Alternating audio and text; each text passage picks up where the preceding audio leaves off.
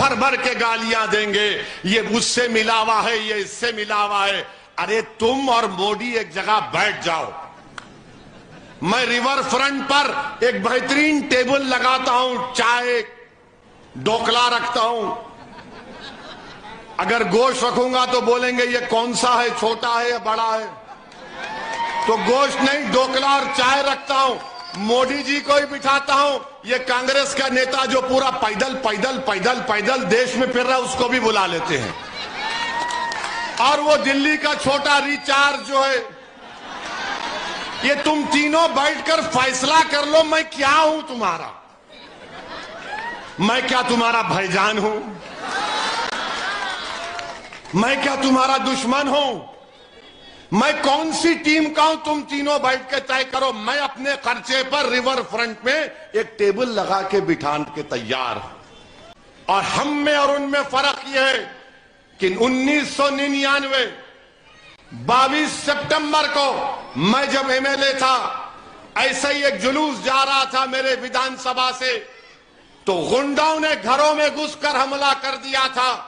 10 minute के अंदर मैं दौड़ता हुआ पहुंचा तो पुलिस ने मुझे लिला लिलाकर मारा जमीन पर।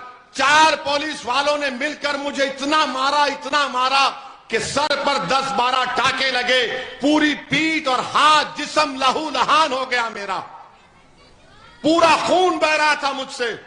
क्यों गया मैं भी घर में बैठ सकता था, मगर मुझे मेरे मरहूम वालिद ने सिखाया कि तुम पर जो लोग निकलकर वोट डालते हैं वो तुम पर एहसान कर रहे हैं। अब तुम्हारा काम यह है कि 5 साल में एक मर्तबा तकलीफ उठाएंगे, तुम रोज उनके लिए तकलीफ उठाना और उनके लिए अगर मरना भी पड़े तो मर जाओ उनके लिए। मैं लाठियां खाया हूं, मैं पुलिस की मार खाया हूं, मैं कोई शीश महल से चलकर यहां नहीं आया हूं, मैं कोई हरियाली पर चलकर यहां पर नहीं आया हूं। लाठियां खाया हूं पुलिस की, सर फुट गया था मेरा। मेरी बीवी अपने मेरे 2 बेटियों के साथ अस्पताल को आई तो मेरे मरहूम वालिद ने मेरी बीवी से कहा कि बेटा तुम घर को जाओ, इसको कुछ नहीं हुआ है, इसको कुछ नहीं हुआ है। यह होता है जज्बा, यह होती है खिदमत। आम दिनों में तो सब बड़े बड़े पहलवान बनते हैं, मगर जब जुल्म किया जाता है उस वक्त कौन ठहरेगा तुम्हारे दरमियान में, यह आपको फैसला करना है। मगर कम से कम जब गरीबों पर जुल्म हो रहा था तो तुमको निकलना चाहिए था, तुम नहीं निकले। तुम हक खो चुके हो दरियापुर के गरीबों से वोट पूछने का। कांग्रेस के पास कोई हक नहीं है। और हमारे हैदराबाद में रसूलुल्लाह सल्लल्लाहु अलैहि वसल्लम की शान में भाजपा का एमएलए बकवास बकने की कोशिश किया। पूरा हैदराबाद की आवाम ने अपनी मोहब्बत का इजहार एहतजाज किया। 1 घंटे में 70 बच्चों को पुलिस पकड़ ली थी हैदराबाद में, 70 बच्चों को। उनके मां बाप का फोन आया मुझे, मैंने कहा आराम से बैठो अम्मा। मां ने फोन किया, बाप ने फोन किया और फोन करके क्या बोलते मुझे, ए ओवैसी साहब तुम क्या कर रहे हो, किधर हो, मेरा बच्चा पुलिस स्टेशन में है। हमने कहा आराम से बैठो, सुबह की नमाज से पहले तुम्हारी औलाद तुम्हारे घर में आएंगी। और 2 घंटे के अंदर वो 70 बच्चों को मजलिस का कॉर्पोरेटर जाकर उनको पुलिस स्टेशन से लाकर हमारी गाड़ियों में उनको घर में छोड़कर आते हैं। ये सियासी ताकत होती है। अगर मैं एमएलए बनूंगा तो तुम्हारे लिए बनना चाहिए, ताकि तुम्हारी तकलीफ को दूर कर सकूं, तुम्हारे मुश्किल वक्त में तुम्हारी मदद कर सकूं। अगर तुम पर जुल्म हो रहा तो मैं सामने आ जाऊं, तुम्हारी लड़ाई गुजरात के असेंबली में लड़ूं, तुम्हारे हक के लिए गुजरात की विधानसभा में खड़ा हो जाऊं। यह कुछ भी नहीं है, मगर ओवैसी को दुश्मन बनाकर पेश करते हैं। अरे मैं दुश्मन नहीं, मैं मर मिटने वाला हूं। मैं किसी का दोस्त नहीं हूं। जो जुल्म करेगा उस जालिम का मैं दुश्मन हूं, चाहे वह किसी मजहब का हो। और आप अगर दोस्त हैं तो फिर क्या कर रहे हैं आप बताओ। तो इसलिए मेरी आपसे गुजारिश है कि आप 5 तारीख के दिन अपना एक वोट लाला के हक में इस्तेमाल करिए।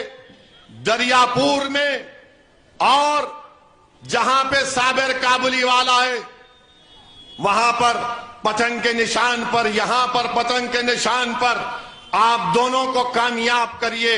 और मेरी बात को याद रखिए, मैं कांग्रेस से एक सवाल कर रहा हूं, क्या तुम ये लिख कर दे सकते हो कि गुजरात में तुम्हारी सरकार बन रही है? क्या कोई कांग्रेसी लिख कर दे सकता है कि हम गुजरात में सरकार बना रहे हैं? क्या कोई कांग्रेसी बोल सकता है कि जितने एमएलए हमको 2017 में आ रहे हैं लिख कर दो, बताओ? तो बोलेंगे नहीं ओवैसी आया ना, हम क्या करेंगे? अरे मैं 13 सीट पर लड़ रहा हूं। कितने? 13। अब बचे कितने? ये बच्चा बहुत होशियार है, ये बड़ा काम करेगा बेटा तू। 169 इसने कहा, 13 हम लड़ रहे हैं, कितने बचे? 169। अरे पूरे जीत जाओ ना, ये 13 हमको छोड़ दो, तुम 13 जीत जाओ, तुम बन जाओ मुख्यमंत्री।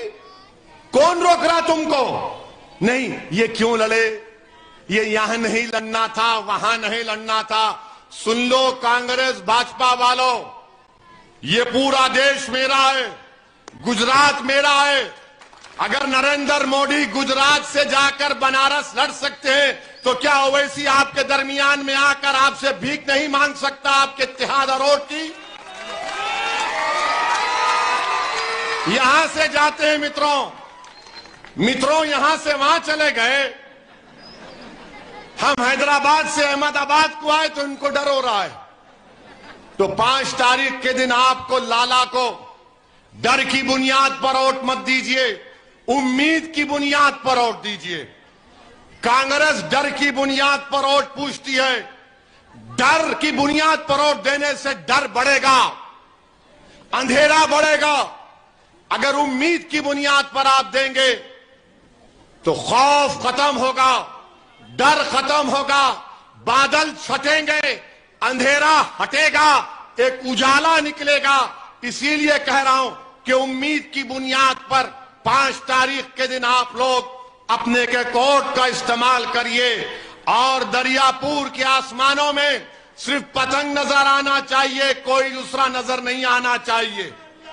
और याद रखिए, कांग्रेस हमारे बच्चों के हाथों को खाली रखना चाहती है। भाजपा हमसे हाथ नहीं मिलाएगी। एक कैंडिडेट नहीं दी भाजपा ने। और ये जो दिल्ली का छोटा रिचार्ज है वो झाड़ू का कट्टा आपके हाथ में देगा। तो इसलिए आपसे अपील कर रहे हैं कि पतंग की डोर को पकड़िए और हम अपने मुस्तकबिल का फैसला करेंगे। आपसे अपील है कि लाला का साथ दीजिए। लाला की खिदमत है। लाला जज्बाती जरूर है मगर लाला बेजमीर नहीं है। लाला जज्बाती जरूर है मगर लाला गद्दार नहीं है। लाला जज्बाती है और अगर कोई जुल्म होगा तो मुझे यकीन है कि लाला गिरता हुआ अपने आप को गिरा देगा मगर गरीब पर आंच आने नहीं देगा। तो 5 तारीख के दिन दरियापुर के आसमानों में सिर्फ पतंग पतंग नजर आना चाहिए। दरियापुर में पतंग और लाला दिखेगा, बाकी सब खत्म हो जाएंगे इंशाअल्लाह ताला। तो आपसे अपील है कि आप दुआ भी करिए मजलिस की कामयाबी के लिए। याद रखिए, मजलिस को वोट देना, हम एक उम्मीद की शमा जला रहे हैं और मैं मर जाऊंगा मगर सालों सालों आपकी क़ियादत रहेगी, आपकी आवाज रहेगी। अस्सलाम।